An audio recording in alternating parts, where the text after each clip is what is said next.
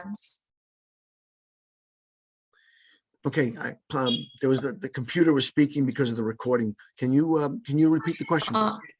Yes, sir. So does the use of Kiminasi plant booster also help reduce the pest and disease infestation in plants? From our experience and from the reports coming back from researchers and from farmers, absolutely. Okay. And what we've noticed is there's more of a reduction where, as long as you're also reducing your chemical and fertilizer usage. You have to kind of balance it out. Okay, so we recommend that everyone do their own little trial to see the balance. The same thing a farmer would do with any product. They test it themselves. Okay, sir. So the next question, how is Kiminasi plant booster compatible with organic crop growth? It's 100% compatible with organic crop growth. There are organizations that we tried to get our certification through, but most of these organizations say that we do not require a certification because we are not an input. We're a programming. We put data, information, just like putting information into a computer. We put information into the water, and that information is carried to the plant. So it's information. It's not a chemical. It's not an input. It's basically data. And so we are sending communication to the plant, and that is completely organic. There's nothing inorganic about it. Okay, sir. So next question, how long does the Kiminasi plant booster stay active after application? 2 years. Okay, sir.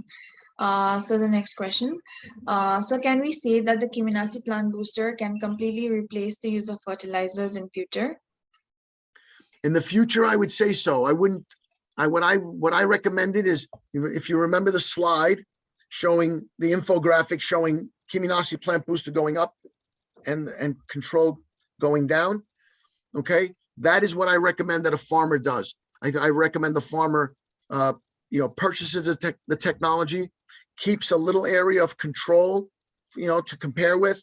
Okay, and starts to start reducing 10% one season, and then 20%, and then 30%. And when he starts seeing, that for himself, because regardless of what the researchers conclude, right? Farmers need to see this for themselves on their own fields.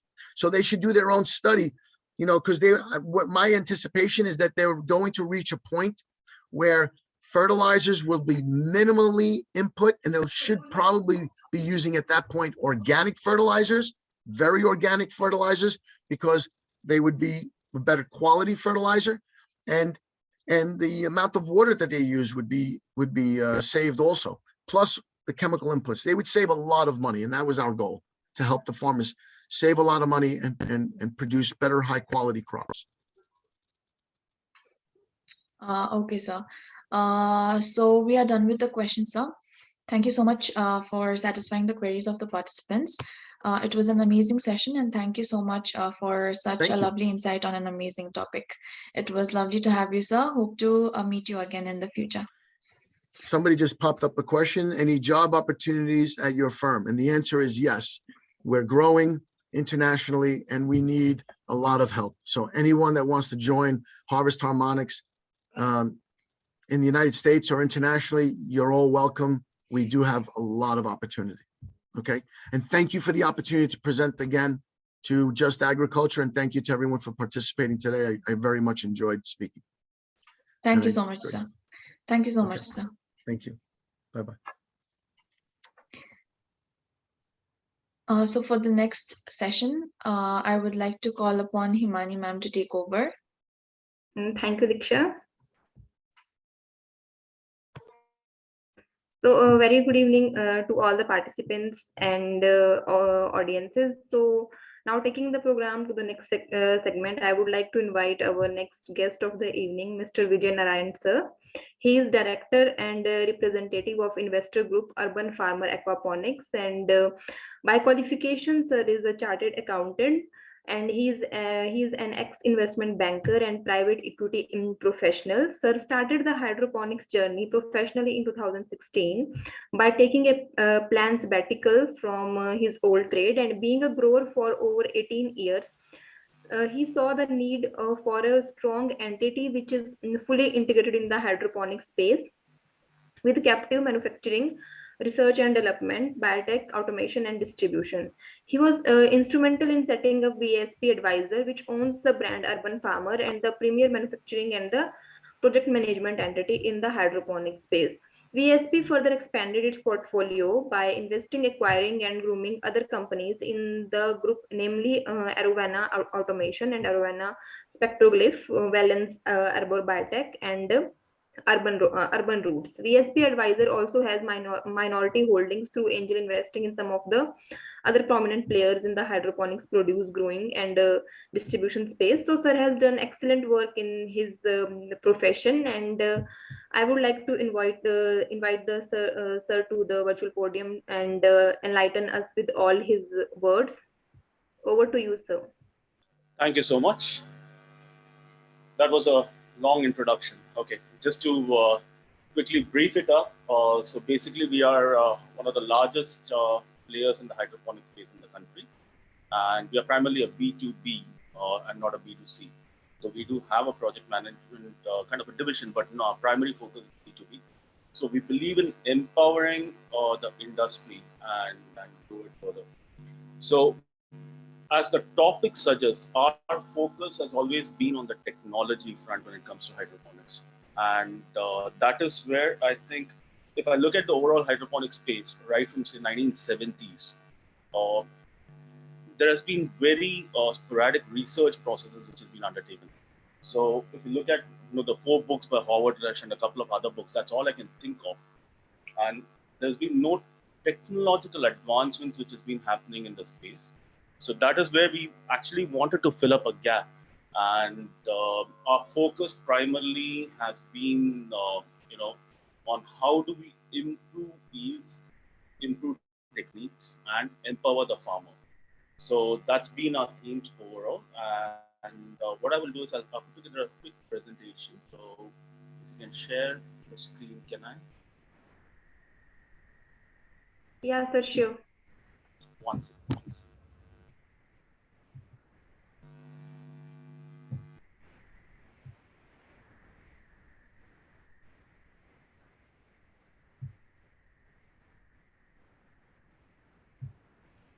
I think I just need to configure my system. Just give me a second.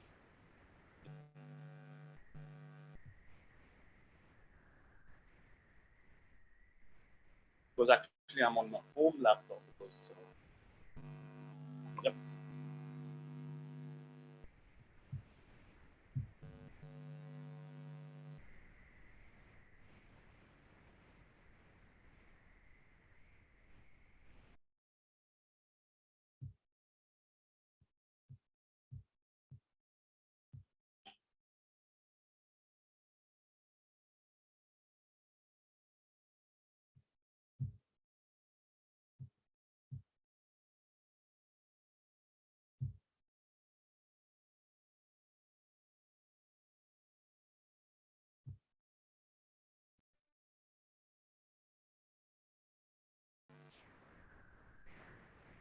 Sorry, I think I had to rejoin. Share the screen now.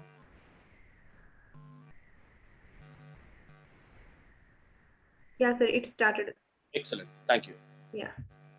Right, so basically, let me go to the second slide because we have exactly 1 hour to do this. So,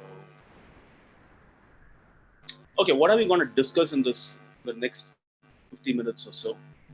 First of all, I mean, before we go to the topics, let me just quickly set the stage by saying that hydroponics, the process itself, is a new technology. So it's different from overall conventional agriculture. So we need to keep an open mind when it comes to the overall R&D process in hydroponics, as well as the various media technologies that we adopt.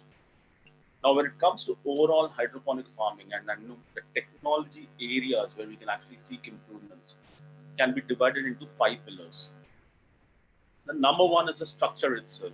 So basically, the structure on which you're gonna execute your hydroponics, is the most important thing, and that is where the whole technology actually starts with.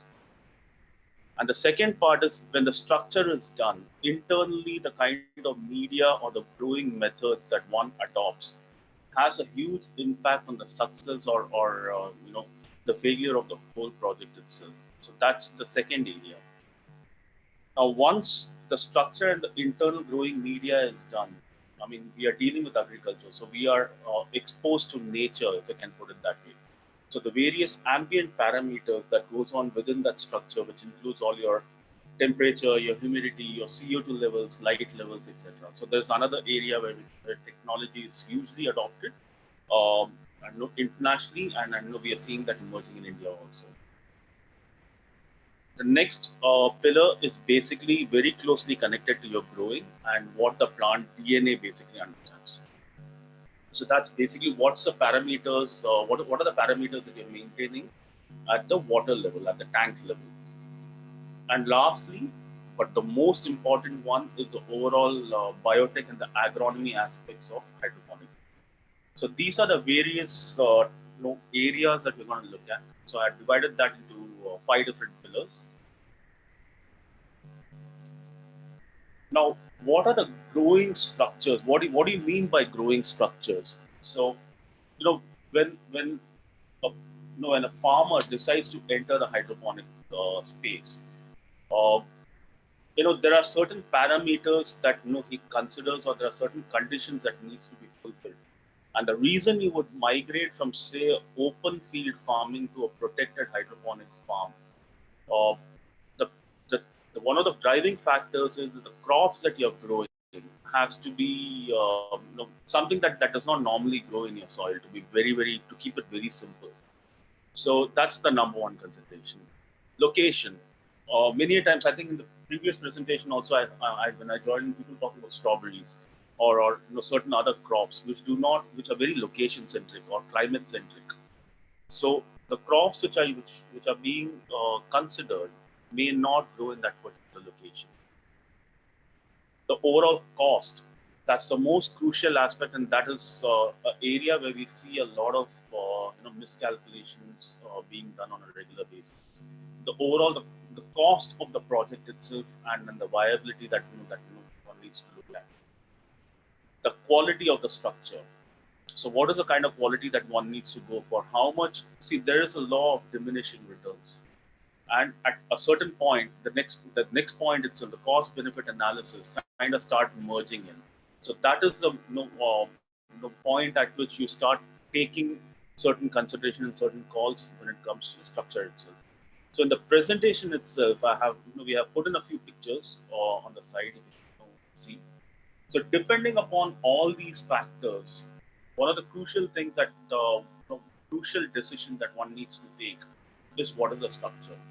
So it can range from a very simple, naturally ventilated poly house, or even a net house for that matter to start with, which is the most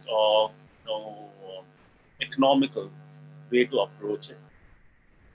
Can basically go one step beyond it and decide to go in for a fan and pad or a more sophisticated structure. And in certain cases where you're talking about crops which require a completely different set of conditions, it can also be something which can be an indoor structure, which you can see in the first slide which we have put. So just to recap this section, the technology with regards to a structure is always determined by the location, the crops and the consideration, the budget with which anyone who is considering is working with, and what are the cost benefit analysis, and the most important factor, the viability and which is closely linked to the market pricing and the competition which is available. The next area is basically your growing media. Now, there are multiple areas or medias which are available to a farmer. And the reason I'm actually including the structure and the media as part of technology is because that's one of the determining factors as to one um, approaches hydroponic farming today. The reason for that is we are seeing a shift in the overall farming space where labor availability is an issue, qualified personnel is an issue. So a combination of the structure and the media typically makes or break up productivity. So when you're walking down the path of hydroponic farming, and when it comes to the technology on the growing media, it can be as simple as something like a grow bag, which is nothing but an extension of what used to be a trough system, which is a non-recirculating. So broader perspective, it can be divided as whether it's a recirculating system or a non-recirculating system. And within the non-recirculating system, you always have the grow bags and the trough system, which continues to be employed. And on the recirculating side, you have something as simple as an NFT channel or a Dutch bucket. And there are some sophisticated systems which are zip grow towers, where we are putting a picture here, on the bottom middle. So it can be a zip grow vertical structure. So these are the various technologies. Technically, I mean, we're not coming to the more interesting AI-enabled part. So I just wanted to keep it simple at this stage, so that it's at this stage. Now we are actually going to the third section, which is basically your ambient parameters within the growing, structure itself. Now, this is where technology, as it's understood as technology, comes into play. Now, typically, the moment anyone walks beyond a naturally ventilated polyhouse, that is where the core technologies or the AI-driven, electronic-driven technologies come into play. Because the moment you can actually walk into a fan and pad polyhouse, you have various moving parts and electrical equipment which are coming together. So if you look at a typical poly house, which is a fan and pad poly house, you have the exhaust fans which are working primarily for the evaporated cooling. You have the pumps which are basically feeding in the water to your pads. You have the circulation fans which is maintaining a particular CFM inside. You have the foggers or high pressure misters, and of course you have the entire fertigation system. Now, if for anyone to understand why technology is important here, because all of these are technology, these are appliances, but these are not technology. If you look at a typical fan and pad poly house which is being run today, most of these systems do not talk to each other, and that is where the biggest employment of technology comes in. To give you a perspective as to what I'm hinting at, let us consider a scenario where your humidity, which you want to maintain, say, is at 72%. If your humidity falls to say 68%, and the temperature which you want to maintain is ideally say 30 degrees, and the temperature is at 32 degrees.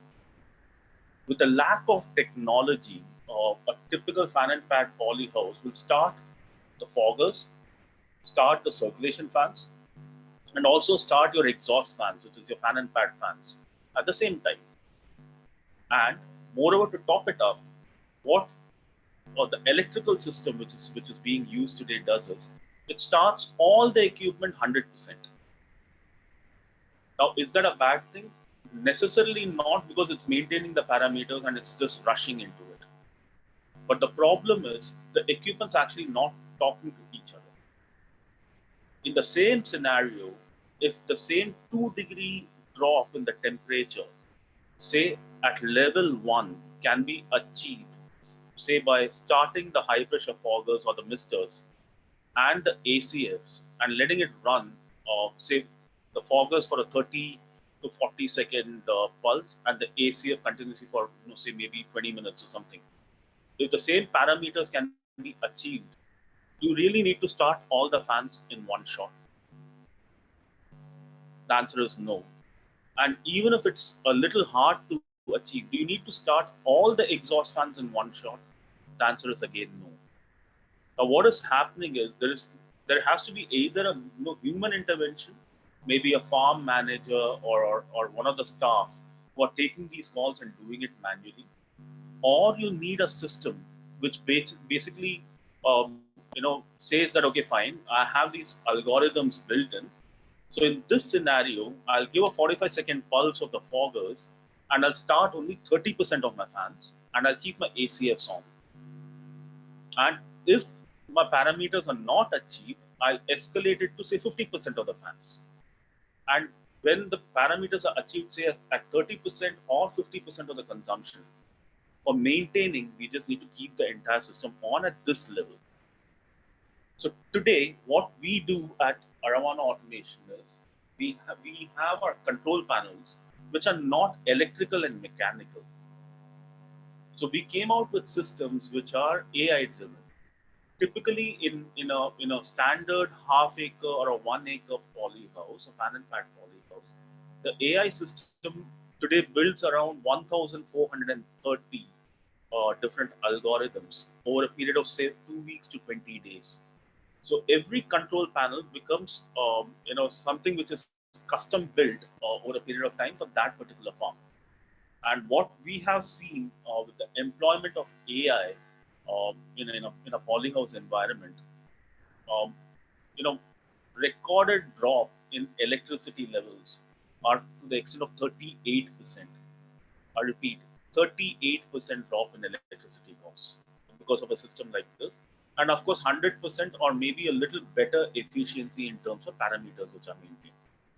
Now, if you look at the overall hydroponic farming space in India today, a typical hydroponic farm, all said and done, if you're talking about a poly house which is say operating, I don't know how many. I can talk from a geographic perspective. I think it'll make more sense. Say if you have a poly house, say in the outskirts of Mumbai or somewhere in somewhere in Gujarat, and you're manufacturing something which needs to be transported to Mumbai, you are competing with other open field grown produce also. You do get a small premium on the pricing, but it's not a significant premium that is available today. Those pricing points are shrinking. So that is where the electricity saving comes into play. So if there's a farm, and all our farms basically run on AI-based system like this. So if there's a drop in electricity cost, say to the tune of say 30 to 38%, suddenly that is you're a little more competitive because that is your biggest input cost in hydroponics today. So the ambient parameters and the technology surrounding that continues to be of the uttermost importance.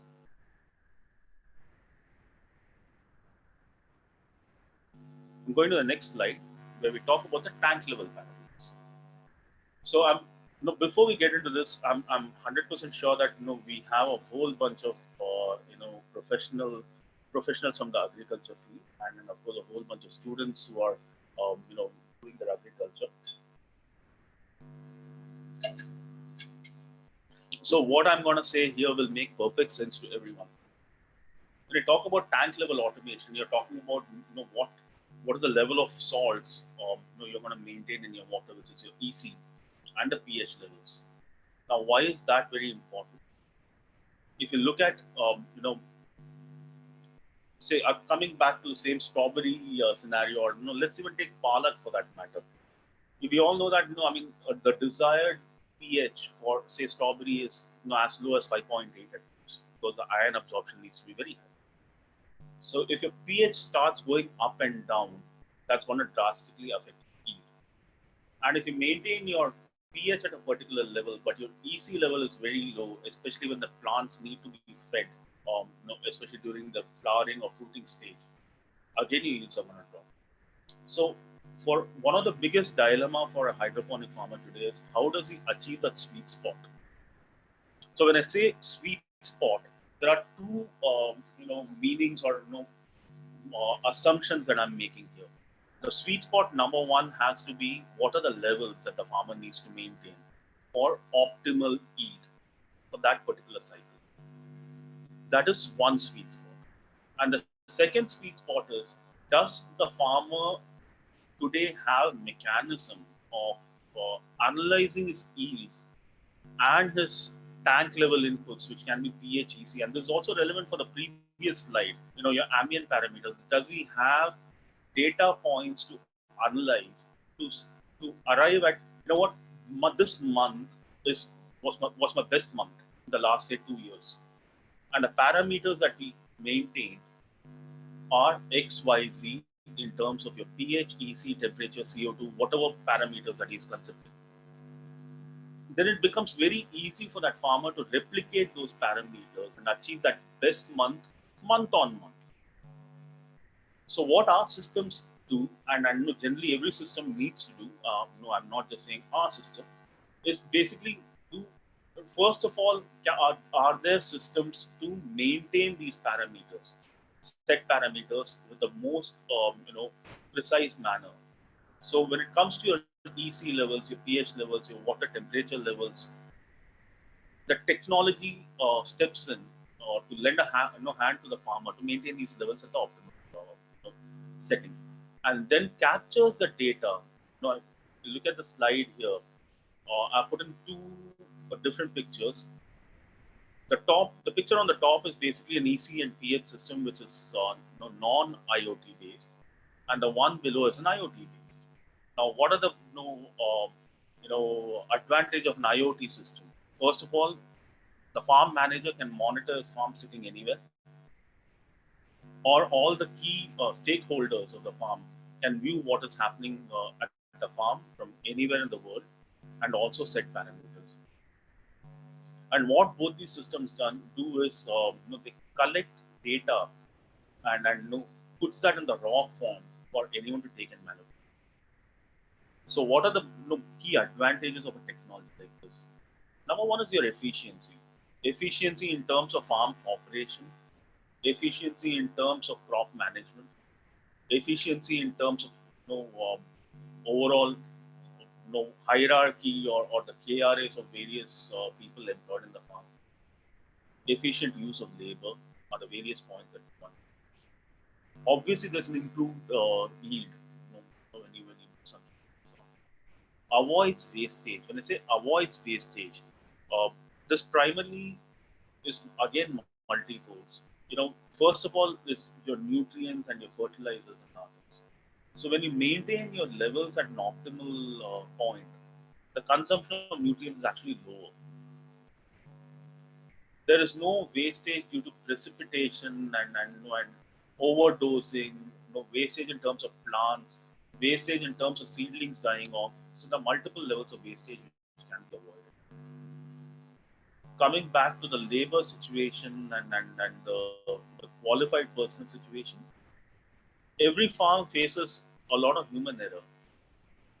So with an automated system and a technology working like this, you basically minimize the overall human error.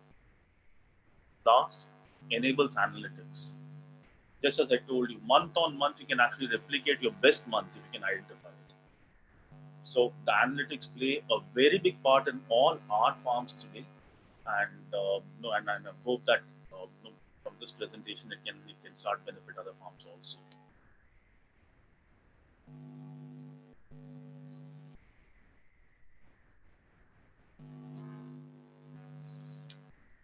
Okay, biotech and agronomy. They are closely connected, and I'm pretty sure that a lot of people here would say, how can agronomy be a technology?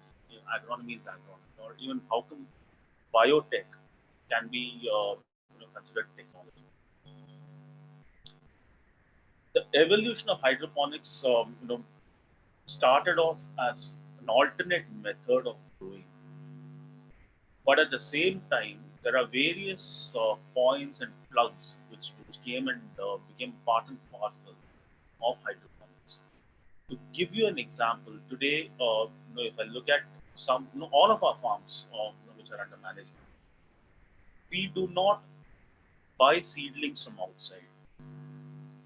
It's a strictly no for us. So we don't buy seedlings from outside for a specific reason. Number one, we are not in control of the genetics which are coming. Number two, even if we provide the genetics, that is the seeds, to a nursery, we don't know what has been the handling of those seeds and what kind of pesticides and other resistive sprays which have been sprayed on them, which decreases the overall immunity of the plants when it's growing in our systems. So if we are faced with a scenario like that, so how do we look? We all, I mean, every farm today has a seedling system, but is that enough? Are there ways and means of actually hardening your plants, way a tissue culture does before it goes into your systems? So all our farms typically have a small chamber where we actually harden the plants. Those plants are basically handled, in the most sterile environment like a tissue culture lab, not as sterile as a tissue culture lab, but as much as possible. They are fed the best nutrients. They are given custom spectrum of lights. So, say for example, let us talk about tomatoes. I don't want to give you an example of a 30-day crop like a lettuce, but I want to give you an example of a tomato, which is an 8-9 month crop. If we start employing the biotech practices in a hydroponic environment, the word go, say from day one, and nurture that plant, say for the first 20 days or 25 days before it's transplanted into our main system, which can be a touch button or whatever it may be.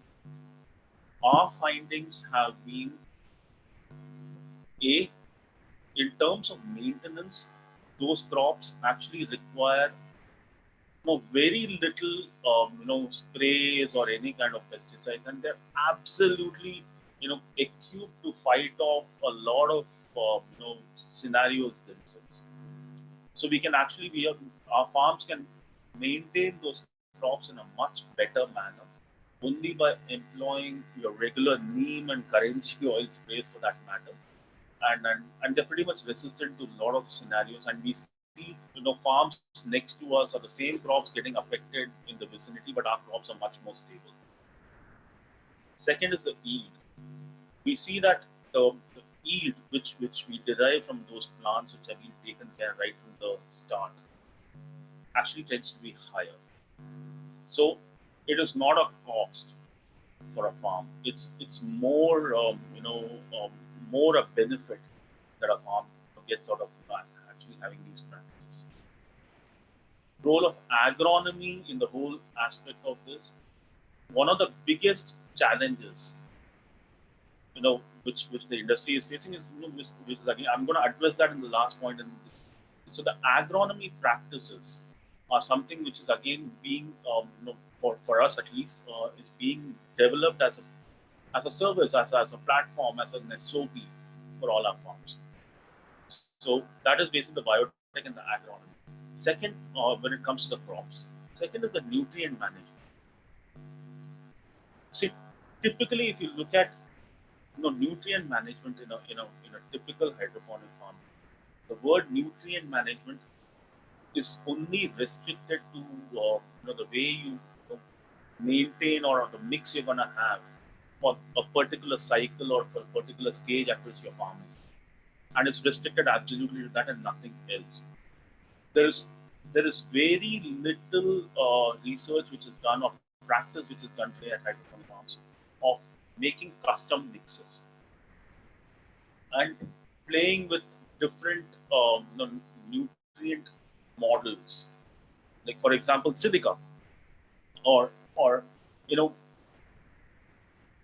trying out a new element. I mean, we are restricting ourselves to the same 13 elements, and I know we are going round and round with that. Newer elements in terms of foliar sprays or even at a tank level. There's very little research which is being done. So our agronomy team today is active in terms of experimenting with newer nutrient formulas and newer elements within that. Pest management. Is there technology in pest management? Absolutely. So if you look at, if I only look at pest management and where does technology come into play? A lot of your pest management or your disease management also for that matter is actually identifying the problem as soon as it occurs or even before it occurs. In a lot of scenario, and especially, and we've been taking a lot of reading from our farms, and there's a trial system which is running in Telangana at this point in time, where we are actually using augmented reality to identify the pest even before it becomes visible to a human. So pest management and technology is one area where there's research which is not even started, using AI, using AR, using different methodologies, frequencies, identification from images. That's an area which we are pursuing research on at this point in time, and we have trials running. Pollination. Now, pollination issues in a greenhouse environment is technically an issue, but it becomes a bigger issue, especially when you're growing indoors. So, pollination and technology is an area which is of active research for us. We are in the process of actually employing again AI, AR, and robotics for increasing and making the pollination process much more efficient in our farms. So there are 2 farms where we are currently running robotics, primarily for pollination. And in a couple of farms, we're also experimenting with newer varieties of bees which can climate resist, not the regular stingless bees and which are available, newer varieties. And we are also in talks with one of the universities in North India, so that we can actually introduce a little bit of native variety of bumblebees. I'm not the best person. Our agronomy team is in the process of doing that for addressing pollination issues. So, to sum it up, when it comes to biotech and agronomy as a technology support to a farm, so it starts right from the seeds or for the seedling level. It goes on further to the nutrient and the overall fertigation management of the farm, pest management, and pollination issues. So, which are some of the common problems that any hydroponic farm encounters in the country. And agronomy. Now, this is an area which I'm pretty sure will be of interest to a lot of people, especially students who are joining in this program. One of the biggest challenges that the industry faces today is a solid agronomy support. So, we as a country, we have a lot of students who pass out every year, but unfortunately, there are very little agencies or farms where they can get a hands-on training. So today we run a full-fledged team of agronomists, and we provide agronomy as a service, multiple farms. But again, one of the problems that we would face is when a new person joins and he's not fully trained. So which means agronomy is an extension of technology which needs to be provided to the farms. So that continues to hurt the industry, but we are hoping to solve the issue, and not just us. I'm talking about the broader issue getting solved, very soon, and maybe we'll see a much more evolved hydroponic, agronomist community.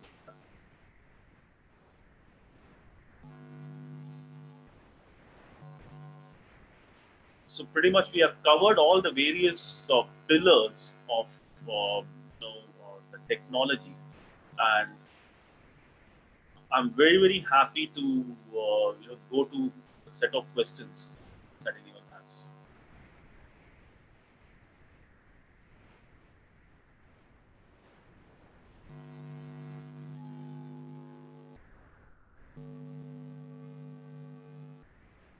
Any questions? Yes, sir. We have some questions from the participants. Absolutely. So can I stop the screen sharing at this point, Himani?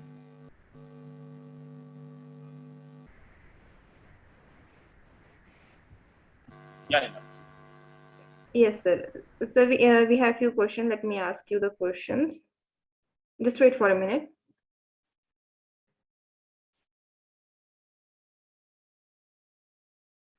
So the question is, what is the percentage of worldwide farming which is being done by a soilless route, like including hydroponics, aquaponics, and aeroponics?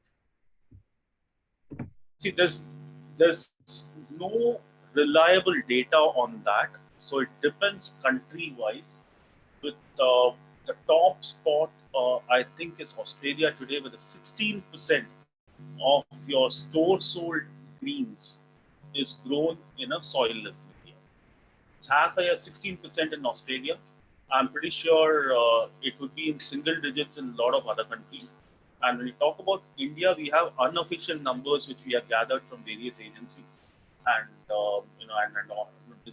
in discussion with multiple distributors, it is currently less than 0.5%. Okay, sir.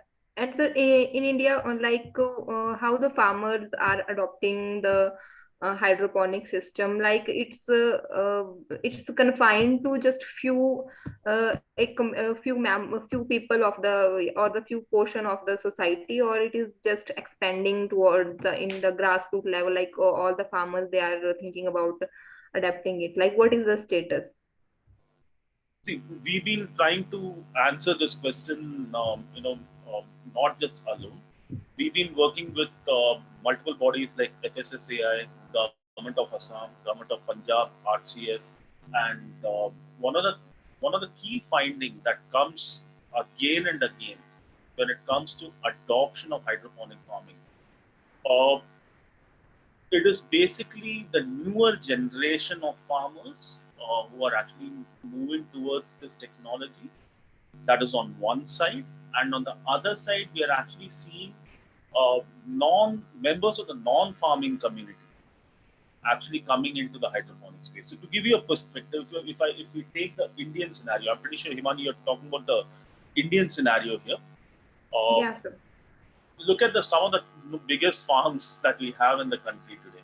You have Simply Fresh, you have Urban Kisan, you have Farming B2, you have Stem Water, you have Just Green. So these are some of the biggest names when it comes to hydroponic farming. And cumulatively, all these names which I just used, I mean, what 70%, 80% of them are actually our clients, right? And comprising of around 150 acres put together, 100 to 120, 150, somewhere between that acres in terms of the produce that they deal with today. Not even one of them is actually from a farming background. They're all basically people who are coming from different backgrounds, have adopted hydroponic farming, have leased out lands or used their family lands to build up their structures, and are running a successful hydroponic business today. So the adoption seems to be more from outside the farming community rather than inside the farming. Sir, I think the one reason is that, like in India, the ICAR University and the State Agriculture University, they are not including the hydroponics or aeroponics, aquaponics in the curriculum. Absolutely. Or the research which is going on, that is just being the repetition of the previous work which has been already done.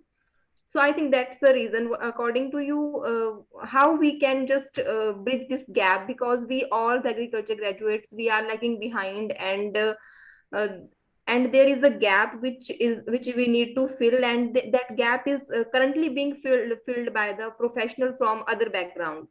So Right. according to you, what should be done in this regard? The best thing to start is what you're currently doing, right? At this point, this seminar for that matter. That basically increases the overall awareness of a new field available for the existing agriculture professionals out there. If you go back to the same presentation which I was talking about, one of the problems which is faced by all hydroponic farms in general, and especially by someone like us who are also managing farms, is finding qualified people. It takes at least 3.5 to 4 months for us to fully train an agriculture graduate so that he's ready to be deployed into a farm as a on-site farm manager, where you can actually go and say these are the things to be done, monitor, audit the farm, set the SOPs, and over the period of say 6 months or 8 months, get that farm to a running order where it's running by itself and hand over and move it. So awareness, and of course, for the colleges and the universities, actually to start off, hydroponics as a subject within the existing curriculum, and of course, better training agencies. See, we have these, I'm not taking any names or anything of that sort, but there are hydroponic training programs which are 3 days. You can't learn hydroponics in 3 days. So I've been a grower for 18 years, I still learn new things, right? So 3 days is not enough for a hydroponic thing. So there are, it's the agriculture universities and the agriculture professionals who actually need to, they need to become the torch bearers for the industry to come to the forefront.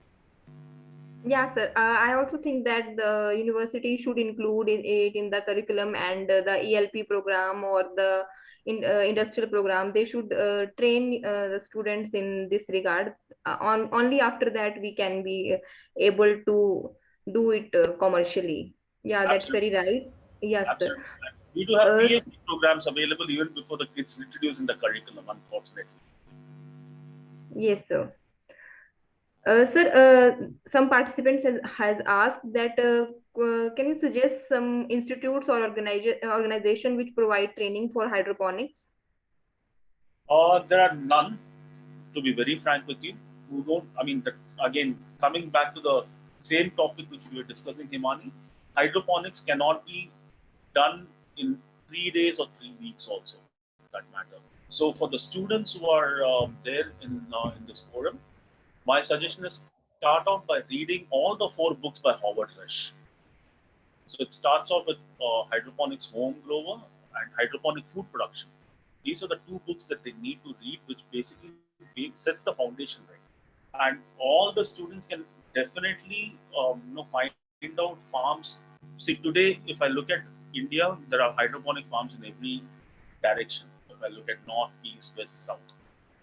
So it's a matter of they volunteering or joining one of the farms as an intern and getting hands-on. So my advice is do not rely upon these 3-day, 5-day training programs. They not teach you. Go to the core. See, to be very frank with you, I am not from an agriculture background. Neither am I from a science background. I'm a chartered accountant. So I have got my training hands-on, and I've been a grower for 18 years now. No, sorry, close to 20 years. 2002 is when I started. Traveled around the world, visited farms. I have stayed over, in remotest parts of the world, just to spend time in a farm. I reached out to University of Virgin Islands, who were very, very happy to give me a custom-made curriculum. They shared all their white papers, connected me to their PhD scholars. I worked with them, and that's how I learned. So you have to just get out there and get it done. And I know it, for the best hydroponic training, you need to grow. And there are Okay, sir. and in terms of actually for the students, for them to practice the art of hydroponics, either they can reading and growing it yourself. See, we are talking about hydroponics, which is a compact method of farming, right? End of the day. So for you to set up your own micro farm, you need maybe around 20 square feet. So you have your terrace, you have your balcony, start growing. Yeah, sir. Learning by doing is the best thing. Sir, considering the current scenario of Indian agriculture and the status of hydroponics, according to you, what is the scope of hydroponics in India? Like how it can expand, or how do you see it in the coming future? See, the way I look at it is, hydroponics, if you look at the perception in our country today, is consistently changing for good, right? So, see, I moved back to India in 2016, and the word hydroponics in general meant it's some high funda stuff and the produce will be expensive. Today, that's not the case. Today, you get hydroponic produce at not a very significant premium, even in your big baskets and your food bazaars and in your food halls. And trust me, in our distribution business in urban roots, when we send out Indian greens, we don't even market hydroponics. It's just produce. End of the day, if you think about it, no matter, hydroponics is a method of farming. Do you see packets of, say, palak, which says that grown in this particular place or grown in grow bags? No, you don't see that. So hydroponics should start coming into the mainstream, and we strictly follow that. We don't write hydroponics on our Indian greens. So it's hydroponics has to blend with the mainstream, and for us, to be very frank, it has already started. If you look at companies like, say, Farming V2, which is a Delhi-based company, they are today, trading in produce which is beyond 20 acres on a daily basis, and those produce goes to your, small vegetable stores which are in and around Delhi. There's a company called Just Green. All the produce goes to all the smaller stores and the roadside vendors in Bombay. So I think we are seeing a scenario where hydroponic produce is actually hitting the mainstream and losing the premium that it's been carrying historically, which is wrong, which is great in my opinion. Yes, sir. Sir, another thing is that one of the participants has asked that what are the waterborne diseases which we can observe in hydroponic system? See, waterborne diseases are very simple.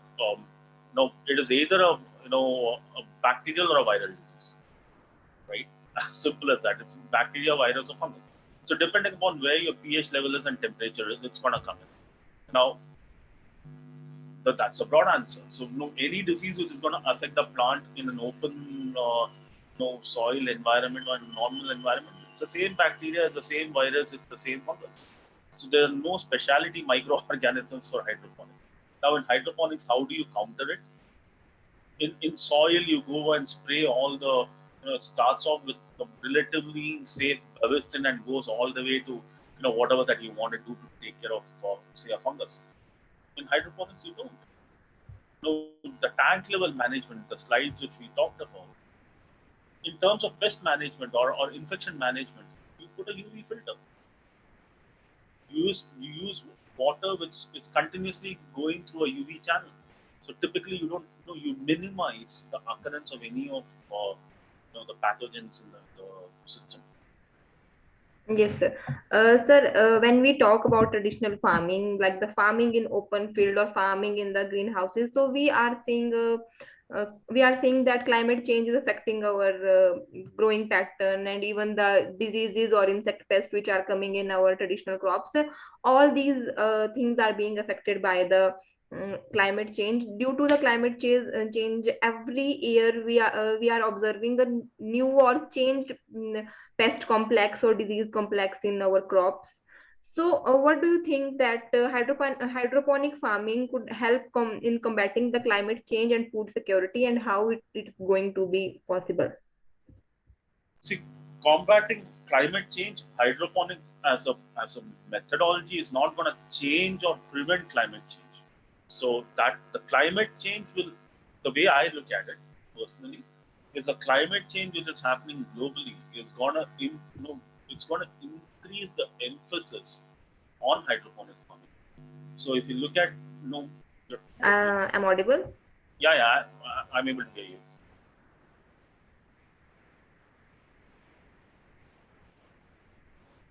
Hello.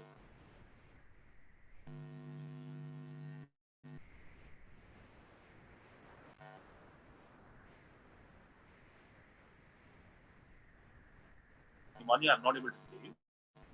Yes, sir. You are audible to me. Right. Can I continue? Yeah, sir. Sure. Right. So just coming back. The thing is, hydroponics is not going to prevent climate change. What is happening and will continue to happen is climate change will increase the emphasis on hydroponics because the resource availability, the extremities in the climate, and the overall gap which I'm talking about, like, in a very we're talking about macro, micro perspective. If I tell you that yes, today soil-grown palak and hydroponic-grown palak are selling side by side, that means the emphasis is shifting on hydroponics for a reason that it's not that hydroponics palak is now cheaper. It's actually the soil-grown palak which has become more expensive. So that is what climate change is doing. It's going to increase, and it will continue to happen. It's going to increase emphasis on methods like hydroponics, which basically put a lower dent on the resources and makes it much more manageable. Yeah, so actually, my originally my question I just wanted to ask is what that the pest complex or the things we are observing due to the climate change, we can just reduce that in hydroponics because there is, yeah, because we are not using soil and all the country conditions are controlled, and the fertilizers and pesticide which we are using all in controlled manner. So that what I was asking. Absolutely. So yeah, Yes. it's a much more controlled environment.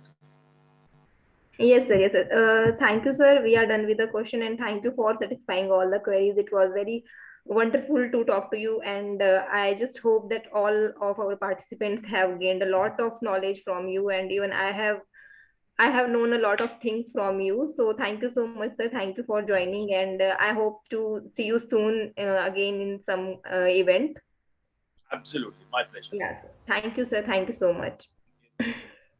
And in the end, I want to thank all the participants for your valuable time and patient listening. This training is being organized by the Partnership of Just Agriculture and Agro-Environmental Education and Farmers Welfare Society Punjab with NAHEP MPUT Udaipur, Vidhan Chandra Krishi Vishwavidyalaya West Bengal, and Utkarsh PDKV. We are also grateful to all our co-organizers and knowledge partners, and I would like to thank and congratulate Dr. DPS Badwal, organizing director of this training program, Mr. Mohit Bhardwaj, course director of this training program, members of the organizing committee, all the speakers and attendees of this session. So thank you all for joining and have a great evening.